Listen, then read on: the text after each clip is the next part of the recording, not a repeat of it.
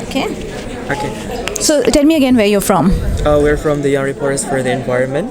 The Young Reporters for the Environment. Environment. Yeah. So we would like to ask, as we have known that SDSN is worldwide an organization. So would you mind to please kindly tell us more about your organization? Sure.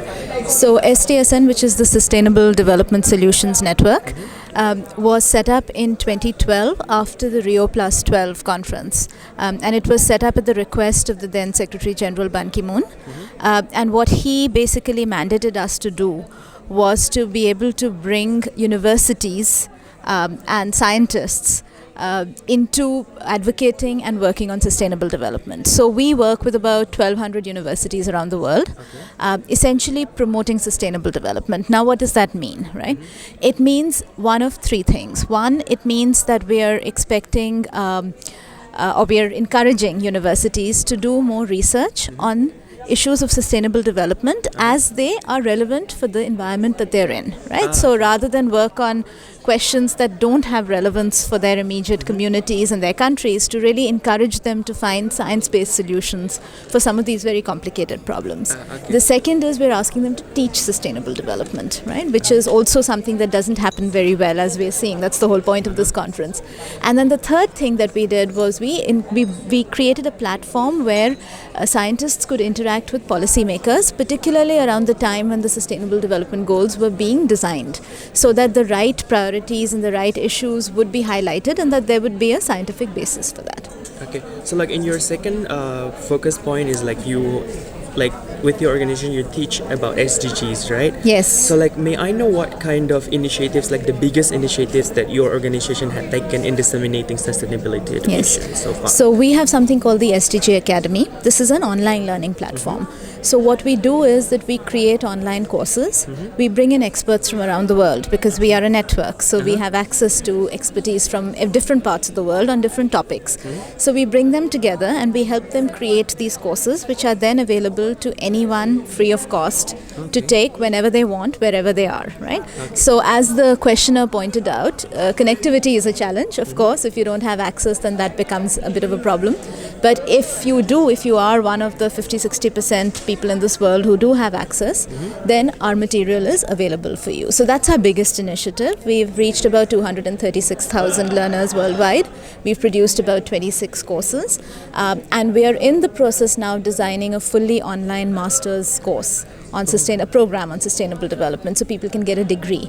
We're also working with something called the Masters of Development Practice Consortium. That's an association of about 38 universities that have on-campus programs to teach sustainable development. Okay, what we understand that's from your own organization, right? Yes. Like we know that SDSN is working with a lot of youths worldwide. Yes. And how do you engage youths in disseminating the SD as the part of SDSN? Yes. So about now 4 years ago, we had a group of students, very enthusiastic, very dynamic students from different universities in the world who got together and came to us and said they wanted to start a youth wing of SDSN, and that's how SDSN Youth was born. So it's a volunteer-based group. We support it, but it pretty much runs on its own. So they decide what their priorities are going to be. They decide on mobilizing how they're going to mobilize young people. And they have done, I would say, a phenomenal job of reaching out to young people. You know, Mr. Barucha asked the last question of what is the one thing that triggers action from young people? And my response to that, if I had responded, would have been actions of other young people, right? So you do something because your friends do it, or you do something because in your cohort group that is discussed and it's considered the right thing to do. So for us, and you can see that now with young people taking a leadership role on the issue of climate change. Change happens and young people get engaged when other young people get engaged. So our goal through SDSN Youth is that this becomes a viral movement where it becomes unthinkable, for any young person to be all right with single-use plastic. Like not as a matter of choice, but just because that is the natural response, because it is something that is so ingrained in them. That's the kind of work and that they mobilize and they advocate. So young people are great advocates for the issues they care about, and they force senior leadership to listen. And so, because youth bring energy and youth bring clarity, and they are not muddled up by institutional restrictions or any kind of any kind of clouding of these very important issues. So we're really proud of our youth group, and I think all of the credit for bringing young people in goes to them. Okay, I have one more question. Like you mentioned earlier in the panel session about ecosystem where everyone can learn. Yes. In your personal opinion, how is the ecosystem where everyone can learn is effectively affecting Goan people? Sorry? Like, how is the ecosystem where everyone can learn, in your opinion, that can inspire people to learn? So I think it's a good question. Look, there's a push element to it and a pull element, right? So the push element is creating the infrastructure. So how do you make sure that you have actually made it easy for people to learn? I think if young people have to go, or people of any age have to go through multiple hoops to get to something that they want to learn, it doesn't work, right? Everybody has busy lives. Everybody is studying, working, living. To make time to gain knowledge is an extra effort. And so part of the push is to create an infrastructure where it becomes easier for people to access materials of learning, and then to find ways in which you offer that learning in many different formats. So it doesn't have to be a massive open online course. It could be a TED Talk.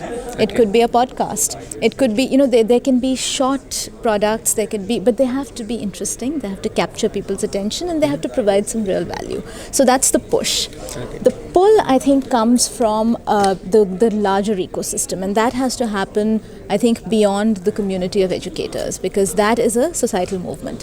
So that's the part where what you want to do is you want to spark action and interest through the few people that you reach, so that they can then create their communities of learning, and that there will be people who will be drawn to the issues and want to know more, and then bring themselves into the learning environment. Okay, so lastly, would you mind to please tell to the youths worldwide and young professionals as well about your personal message to them? Oh, I think I've already said it, actually. I think on all of these complicated issues that we are facing, my generation and generations before me have actually failed us, because we have not actually addressed or tried to solve these issues from the root of the problem. And that is where the hope really lies with young people. You have the power to make change at an individual level, but you also have the power to make change through large numbers at the community and at the national and the global level. And you're already doing that. So don't be disengaged. Get involved, understand what these issues are, see how they matter to you, and act. There is absolutely nothing stopping you. I want to ask one more question. Your concluding line was, like connecting students when the system is failing them. Yes. And in the situation in India where, the internet has become such a reach, Yes. there are still places where, people can connect the Paytm, but they would not really want to know what is happening in the environment per se, Right. because of lack of awareness. Right. So how can we overcome that hurdle? Yeah, so that again, that's where I think peer learning becomes very important. It's a hard ask. I would not ask somebody who doesn't have money to spend on a phone recharge to then spend it on an online course, right? Because then you need it to communicate, and everybody has to decide their own priorities. But I think the trick is encouraging people to talk about these things so that those become the priorities. So learning has to be self-motivated. You cannot thrust it down somebody's throat and say, this is good for you. It's not like milk, drink your glass, it's good for you.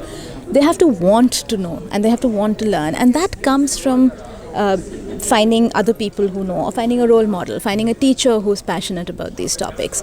So our goal is to push the material out as much as we can, and then hope that young people actively choose to get engaged.